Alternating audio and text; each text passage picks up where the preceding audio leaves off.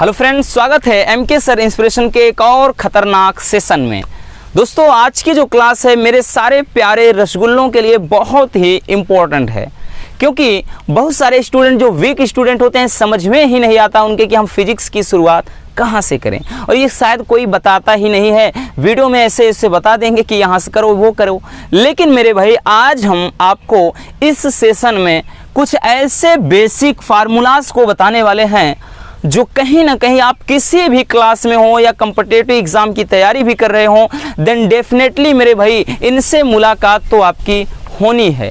और इसके पहले हमने एक वीडियो देख रखा है, इस पे पार्ट 1 उसका, और उस पर लगभग 1.5 लाख स्टूडेंट ने प्यार दिखाया है। अगर आपने भी नहीं देखा तो डोंट वरी, इस वीडियो के एंड में आपको वो वीडियो मिल जाएगी। लेकिन उसके पहले आज हम कुछ ऐसे प्रमुख फार्मूले को देखने वाले हैं, बहुत ही इम्पोर्टेंट हैं और आपको हर जगह पर मिलते हैं, क्योंकि ये बेसिक हैं, इनकी ज़रूरत हर जगह होती है। तो चलिए एक एक करके बहुत ही इजीली हम इनको समझने का प्रयास करते हैं, साथ ही साथ मात्रक वगैरह कैसे निकालना है, सारी चीज़ों को हम डिटेल्स में समझाते हैं। इसलिए वीडियो के अंत तक बने रहना, और नए हैं तो इस परिवार के आप सदस्य बन जाइए। करना कुछ नहीं है, बस चैनल को सब्सक्राइब कर लेना है, पैसे नहीं देने होंगे जनाब। चलिए अब यहाँ से स्टार्ट करते हैं। पहला है कि वेग या चाल। वेग या चाल, मान लेते हैं आपको फिजिक्स में कुछ भी नहीं पता, तो शुरुआत यहीं से करिए। आपको यहाँ से लिखना है कि वेग या चाल होता क्या है। आपको इतना तो पता होगा कि वेग बराबर विस्थापन बटे समय होता है, नहीं पता डोंट वरी। तो वेग बराबर क्या होता है दोस्तों? वेग बराबर विस्थापन बटे समय। एस क्या है? सबस्टेंस यानी विस्थापन, टी क्या है? टाइम यानी समय। तो वेग बराबर विस्थापन बटे समय। आप हिंदी भी लिख लीजिएगा, है ना, हिंदी भी आप साथ में लिखते चलिए। इससे क्या होगा दोस्तों, आपकी हिंदी भी तैयार हो जाएगी, यानी एस का मतलब क्या है, टी का मतलब क्या है, वी का मतलब क्या है, ये भी आप जान जाएंगे, है ना। तो वेग बराबर विस्थापन बटे समय, है ना, v बराबर एस अपान टी, या चाल बराबर दूरी बटे समय। दोनों एक ही चीज़ हैं, दोनों एक ही चीज़ है, इसमें कंफ्यूज नहीं होना। अगर मात्रक देखेंगे तो भाई क्या है, चाल है, सॉरी ये दूरी है या विस्थापन, इसका मात्रक मीटर हो जाएगा, और समय का मात्रक सेकेंड, तो इसका मात्रक भी मीटर प्रति सेकेंड। अगर आपको ये नहीं पता कि मात्रक कैसे निकालते हैं तो वीडियो के डिस्क्रिप्शन में आपको मात्रक की भी वीडियो मिल जाएगी। सारे चीज़ का सॉल्यूशन है मेरे भाई आपके पास, ठीक है ना। तो परेशान मत रहिए, उसके लिए पहले आप इसको सूत्र को समझ लेते हैं, ठीक है ना। पहला फार्मूला हो गया। दूसरा है कि त्वरण बराबर। त्वरण बराबर क्या होता है? तो त्वरण बराबर होता है, त्वरण बराबर वेग में परिवर्तन, यानी v माइनस यू।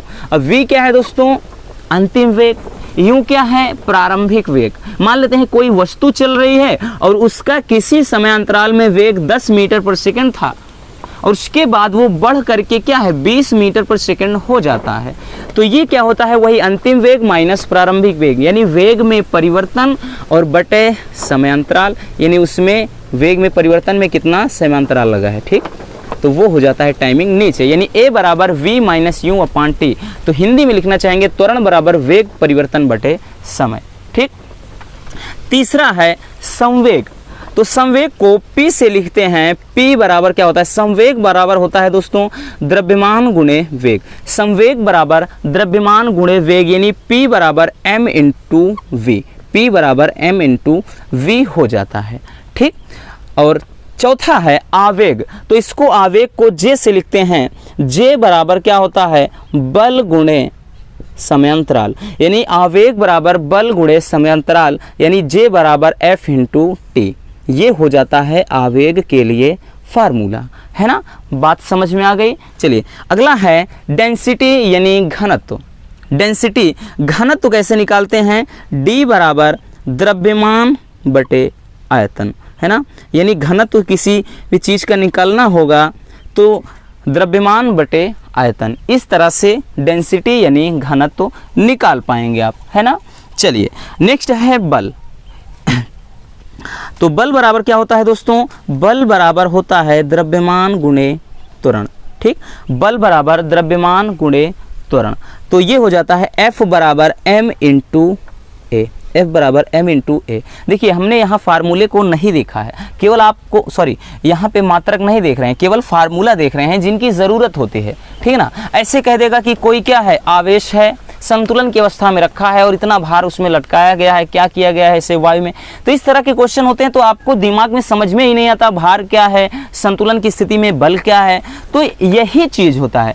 फिर हम कैसे करते हैं, यहाँ पे भार है, यहाँ पे बल है, दोनों को बराबर करके लिखते हैं। इस तरह से चीज़ें करनी होती हैं, ठीक है ना। और यहाँ से काइनेटिक एनर्जी वगैरह आ जाता है। तो ये दोस्तों कुछ ऐसे हैं, ज़रूर नहीं कि आप क्लास 9th में है तो 9th में रहेगा। इनका जो ज़रूरत मतलब इनकी आवश्यकता होती है वो आपको 10 में भी, यहाँ से 11 में भी और 12 में भी, साथ ही साथ आप बीएससी करेंगे या फिर बीटेक करते हैं या फिर आप कॉम्पिटिटिव एग्ज़ाम की तैयारी करते हैं देन तब भी आपको ये देखना पड़ेगा मेरे दोस्त, ये आपका पीछा छोड़ने वाले नहीं हैं, ठीक।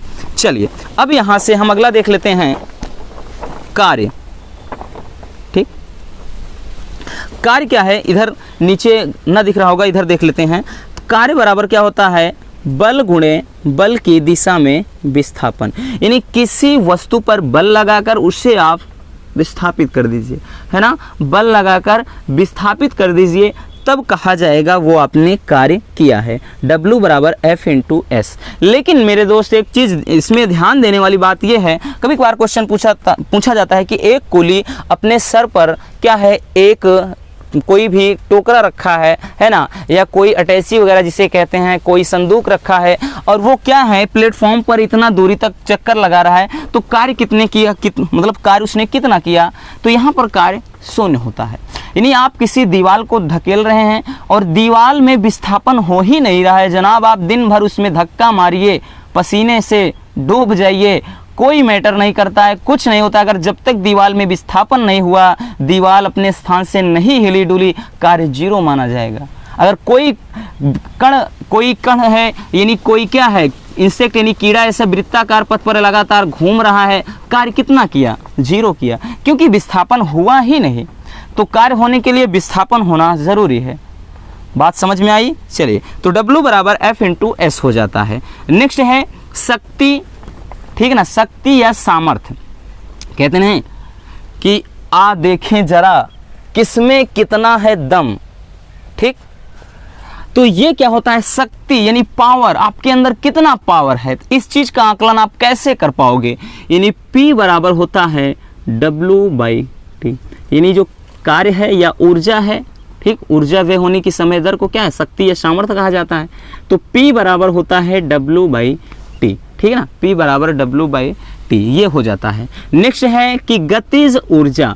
देखिए गतिज ऊर्जा, किसी भी वस्तु की गतिज ऊर्जा काइनेटिक एनर्जी निकालना है तो क्या होता है दोस्तों कि kinetic energy KE, kinetic energy बराबर होता है 1/2 द्रव्यमान गुणे वेग यानी का स्क्वायर, यानी काइनेटिक एनर्जी KE बराबर हाफ mv स्क्वायर, ये हो जाता है गतिज ऊर्जा के लिए। अब आता है अगला स्थितिज ऊर्जा, किसी वस्तु की स्थितिज ऊर्जा, ठीक। अब स्थितिज ऊर्जा को यहाँ से आप PE से भी दर्शाते हैं या यहाँ से आप U से लिख सकते हैं। U बराबर क्या होता है, द्रव्यमान गुणे गुरुत्वीय त्वरण इंटू ऊंचाई। तो क्या होता है, U बराबर mgh, m क्या है, मास यानी द्रव्यमान, और G क्या है, गुरुत्वीय त्वरण। इसका अगर हम मान बात करें दोस्तों तो इसका मान, जो G का मान होता है वो 9.8 मीटर प्रति सेकेंड स्क्वायर बोलिए, या फिर इसी में लगभग में 10 मीटर प्रति सेकेंड स्क्वायर लिखा जाता है इसका मान, है ना। नेक्स्ट है भार। तो भार बराबर यानी भार W बराबर M इंटू G लिखा जाता है। भार बराबर क्या होता है, द्रव्यमान गुणे गुरुत्वीय त्वरण, ठीक।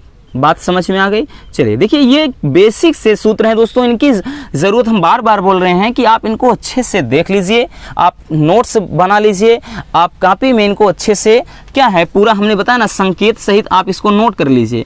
आपको जहाँ कहीं भी ज़रूरत पड़ती है, प्रॉब्लम होती है न्यूमेरिकल में, तो तुरंत ही फट से इनको निकालिए और देख लीजिए, ठीक। अगला है बल आघूर्ण। तो बल आघूर्ण को टाउ से लिखते हैं, टाउ बराबर F इंटू डी लिखिए या F इंटू आर लिखिए, ठीक। टाउ बराबर F इंटू आर। F क्या है, बल है, R क्या है, दूरी है, ठीक है ना। तो यहाँ से अब देखिए मात्रक वगैरह करना चाहेंगे, बल का मात्रक न्यूटन और उसके बाद दूरी का मात्रक मीटर, न्यूटन मीटर। और मात्रक के लिए हमने बताया है ना कि आपको देखना है, डिस्क्रिप्शन में वीडियो पड़ी है, देख लीजिए कि किस तरह से मात्रक निकालते हैं। अगला है जड़त्व आघूर्ण। जड़त्व आघूर्ण की बात करें दोस्तों, इसे आई से लिखा जाता है। आई बराबर क्या होता है, mr स्क्वायर, यानी द्रव्यमान इंटू दूरी का स्क्वायर, ठीक। तो I बराबर mr स्क्वायर, ये होता है जड़त्व आघूर्ण के लिए। नेक्स्ट है कि पृष्ठ तनाव, सरफेस टेंशन। पृष्ठ तनाव को T बराबर, यहाँ से ध्यान दीजिएगा, इधर से ना दिख रहा होगा अगर नीचे तो इधर, तो T बराबर होता है F/L, F/L, ये हो जाता है पृष्ठ तनाव, ठीक है ना, पृष्ठ तनाव। नेक्स्ट है कि कोणीय वेग। ध्यान दीजिएगा, कोणीय वेग। अब वेग और कोणीय वेग में अंतर क्या होता है, तो वेग बराबर विस्थापन बटे समय अंतराल। लेकिन कोणीय वेग में क्या होता है दोस्तों, जैसे कोई चीज़ अगर इस तरह से गोलाकार है और यहाँ से हम मान लेते हैं कि यहाँ से यहाँ तक कोई वस्तु विस्थापित हुई, कितना, डेल्टा थीटा, तो ये कोणीय विस्थापन हो जाता है। और यहाँ से यहाँ तक विस्थापित होने में जो समय लगता है, ठीक है ना, अगर हम बात करें तो वही क्या होता, कहलाता है कोणीय वेग, ठीक। यानी कोणीय विस्थापन की समय दर को कोणीय वेग कहते हैं। ओमेगा बराबर हो जाता है delta theta upon delta T, ठीक है ना, delta theta upon delta T, ये हो जाता है कोणीय वेग। नेक्स्ट है कि सरल लोलक का आवर्तकाल। सरल लोलक का आवर्तकाल, तो इसके लिए होता है दोस्तों टी बराबर 2 पाई और रूट में हो जाता है L/G। L क्या है, लंबाई है लोलक की, और उसके बाद क्या है, G क्या है, गुरुत्वीय त्वरण है, T क्या है, आवर्तकाल है ना, यहाँ से, ठीक। तो ये हो जाता है सरल लोलक के आवर्तकाल के लिए। अगला है कि गुरुत्वाकर्षण बल। गुरुत्वाकर्षण बल, ये दोस्तों रेलवे ग्रुप डी NTPC में पूछा गया क्वेश्चन है, ठीक। तो इसमें गुरुत्वाकर्षण का पूछा जो गया था वो G का मान पूछा गया था। तो गुरुत्वाकर्षण बल F बराबर सूत्र होता है कैपिटल G, उसके बाद M, फिर स्मॉल m अपान r स्क्वायर, ये हो जाता है F बराबर G, फिर capital M into small m अपान r स्क्वायर। जहाँ पे G क्या है, ये है गुरुत्वाकर्षण नियतांक, और जो M है वो क्या है, पृथ्वी का द्रव्यमान है, और जो स्मॉल m है दोस्तों, यानी कैपिटल M पृथ्वी का द्रव्यमान, स्मॉल m क्या है, पृथ्वी पर यानी कोई पिंड है, कोई वस्तु है, उसका द्रव्यमान, r क्या है, दूरी है, और इसका जो G का मान होता है वो 6.67 × 10⁻11, ये G का मान हो जाता है। बात समझ में आ गई। चलिए अगला है कि विद्युत धारा। विद्युत धारा क्या है, तो एकांक, ध्यान देना, कोई भी तार है उसमें आवेश प्रवाह होने में जो लगा समय होता है, कोई तार है, मान लेते हैं कोई तार है इस तरह से, और उसमें कोई आवेश बह रहा है, और जो आवेश बह रहा है तो बहने में कुछ ना कुछ तो समय लगेगा। तो आवेश प्रवाह की समय दर को क्या कहते हैं, विद्युत धारा कहते हैं। I बराबर क्या होता है, Q/T, I बराबर Q/T, तो ये हो जाता है विद्युत धारा। Q क्या है, आवेश है, T क्या है, समय है, ठीक है ना। अब अगला है प्रतिरोध। प्रतिरोध या ओम का नियम आपने पढ़ा होगा। तो ओम का नियम क्या होता है कि किसी तार, मतलब तार के या चालक सिरों के बीच लगा विभवांतर और उसमें बहने वाली धारा का जो अनुपात होता है वो कांस्टेंट होता है, यानी नियत होता है, और इसी को कहा जाता है R। बात समझ में आ गई। यानी क्या होता है, तार के या चालक के सिरों के बीच लगे विभवांतर और उसमें बहने वाली धारा का जो अनुपात होता है वो विद्युत प्रतिरोध कहलाता है। मात्रक क्या होता है, ओम होता है ना। अगला है विभव। तो विभव, तो V बराबर क्या होता है, W/Q। यहाँ से परिभाषा भी आपके साथ साथ तैयार होती चल रही है, W/Q। यानी क्या है, मान लेते हैं कि अनंत पर हमने कोई बिंदु आवेश रखा है और उसे अनंत से उठाकर इस स्थान तक, एक वैद्युत क्षेत्र तक लाना है, तो लाने में उस आवेश को जो कार्य करना पड़ेगा जनाब, वही कार्य कहलाता है विभव। वही कार्य क्या कहलाता है, विभव कहलाता है। बात आई समझ में। चलिए अब इधर हम देख लेते हैं, हाँ, प्रतिरोधकता।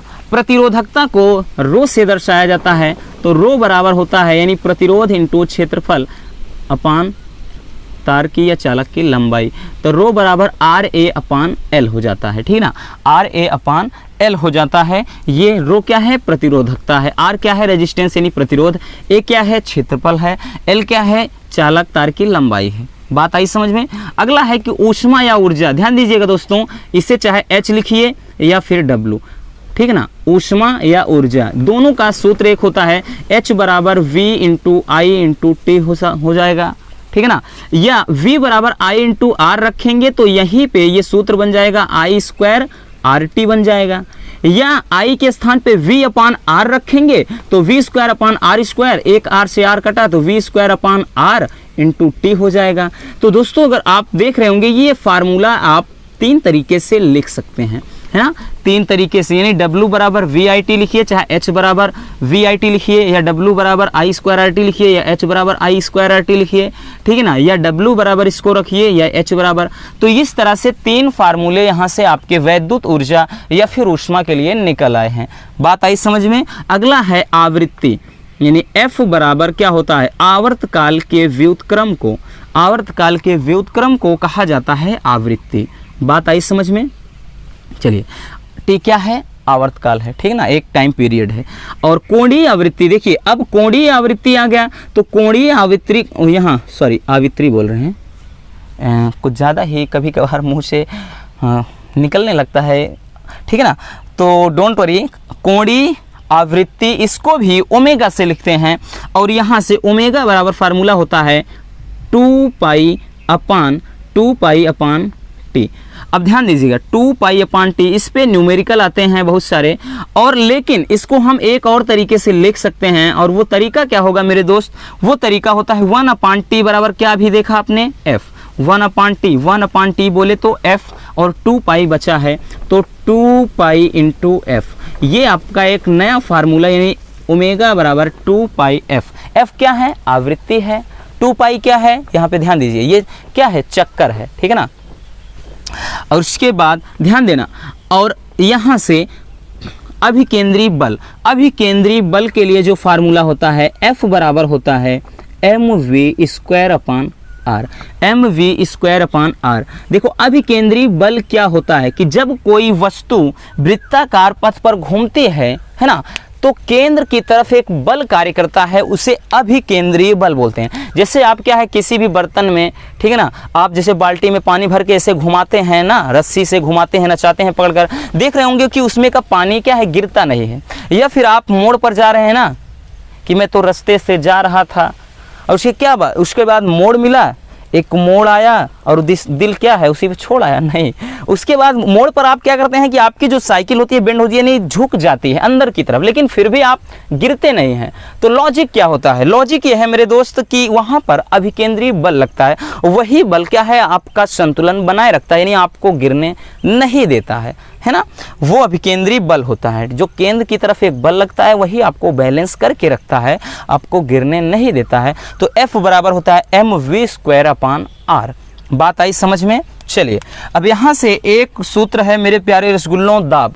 दाब बराबर क्या होता है, तो दाब यानी P बराबर, दाब बराबर बल बटे क्षेत्रफल F अपान A।